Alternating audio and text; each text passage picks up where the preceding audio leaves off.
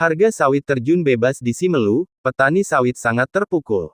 Senin, tanggal 16 Mei tahun 2022 pukul 14.03. Sinabang, petani sawit di Kabupaten Simelu mengeluhkan turunnya harga sawit pasca larangan ekspor produk sawit.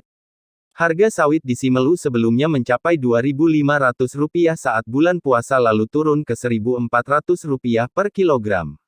Namun demikian, harga sawit di wilayah kepulauan itu bukan tambah naik malah makin terjun bebas ke harga Rp1.100 hingga Rp1.200 per kilogramnya.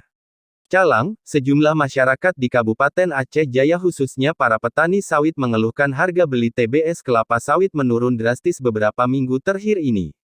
Di Aceh Jaya sendiri, saat ini TBS sawit dibeli oleh pengepul dari masyarakat dengan harga Rp1.600 per kilogramnya. Harga ini turun hampir 50% dari harga beli pada saat sebelum pelaksanaan Ramadan 2022. Harga TBS sawit anjlok 2 hari beruntun, jadi sebegini. Sebagian besar harga pembelian tandan buah segar TBS kelapa sawit di Kabupaten Mukomuko, Provinsi Bengkulu, turun 2 hari beruntun.